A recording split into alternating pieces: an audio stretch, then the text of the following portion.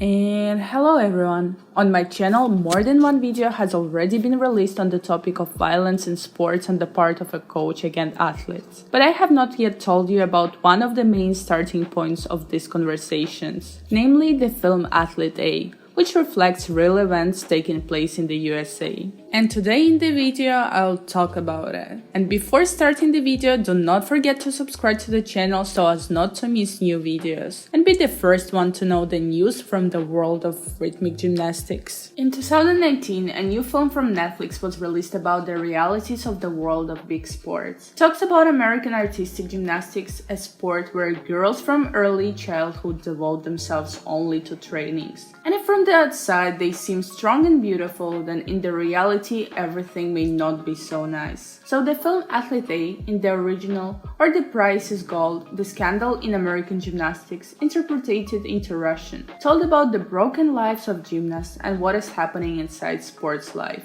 In particular, the film revealed the problem of violence in gymnastics, and in fact it was this film that became one of the starting points of scandals around the world, and such a huge number of complaints from athletes about the harsh methods of coaches. The film tells us about US gymnastics, in particular about the national team of the country and about the people with whom the team of artistic and rhythmic gymnastics works. In this way, publicly discussing the topic of violence in gymnastics in the United States began in 2015. It was then that the first article with the story of one gymnast was published, which told about how the coach mocked her. And then everything started to develop just like a snowball. Various situations began to emerge, more and more victims and more perpetrators. This is how Larry Nassar or Larry Nassar surfaced, a doctor of the US national artistic gymnastics team who periodically worked with female gymnasts. While working as a team doctor, he constantly contacted young girl athletes and committed sexual violence against the athletes who went to him for procedures as a team doctor. At first, he hid behind the fact that he really helped the athletes with such things. But when it reached a large scale and they started talking about him all over the world, and complaints about his work and confirmation from other gymnasts began to arrive from all over America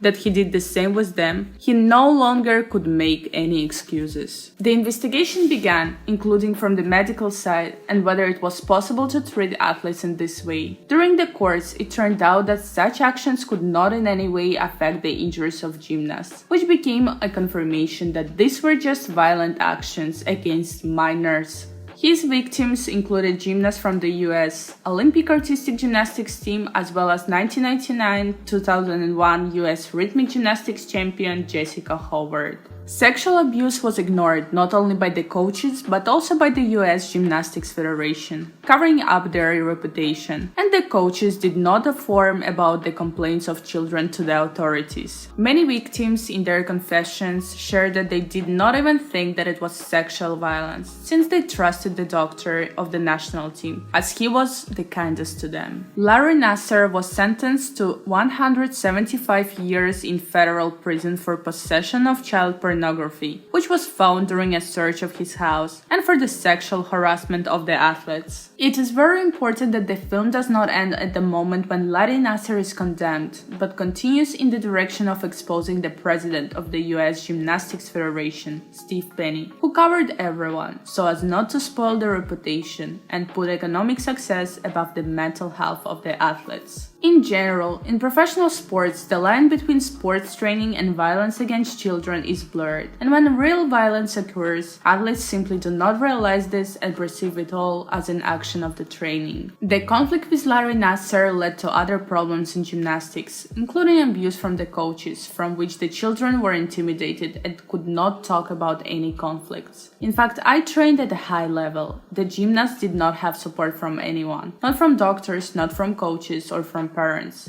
since the latter people were not allowed to the training process. So it happens that such a device in sports, like an athlete's fear of a coach, can give rise to really real and more terrible problems, as happened in the United States of America. Remembering the Russian national team, you can recall the case of how the gymnasts did not talk about their injuries or illness to the coach, so that they would not be removed from the team. they hid them, since the fear of losing everything is much more than being sick or crippled. And the athletes, I think, can be understood because they go to the national teams all their life. And in the star national teams, the bench is huge. But for a while, the probability of returning is very small. And the Olympics are every 4 years, and in order to come to them in a good shape, you also need to sacrifice a lot. And I think there should be no questions why many athletes are silent about their problems, injuries, and conflicts with the coaches. Almudena Cid wrote a great post after watching the movie Athlete A. She was amazed at the number of athletes who dared to speak publicly and express everything in the eyes of their rapist in court. However, she was also confused by the moment where the coaches were looking and why they covered up such the behavior. After all, athletes trust their coaches, and their words are always true. Almudena, recalling her coaches, said that the coach had strength and authority, and her coaches were good teachers. Knowing this, everyone had the results, but so that the training would not be determined to the children. Even when the coach shouted in front of everyone and humiliated, then he could also hug in front of everyone, which meant that everything is fine, and this is a necessity, so you can say with the public hugs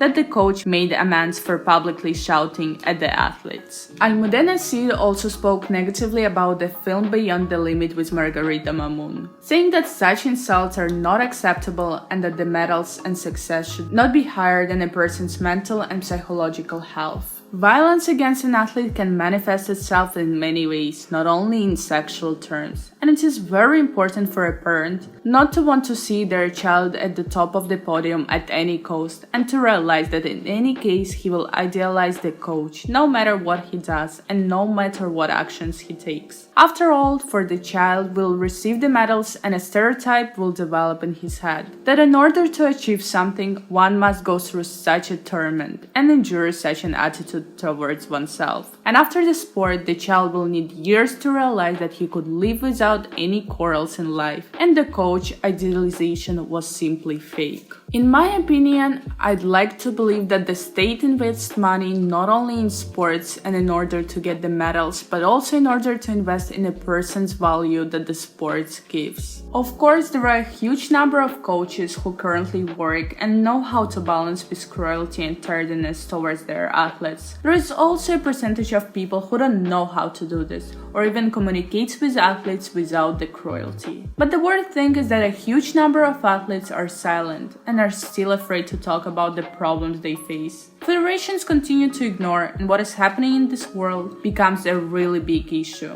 Public hearings, a huge number of posts, whole movements, all this helps gymnasts who are afraid to tell how difficult it is for them now, or it was, and what they faced during the sports. Write in the comments whether you have watched the film Athlete A and what impression it made on you. Well, that's everything from me for today. I love you all and see you very soon. The video was translated and dubbed by Alexandra Sinica.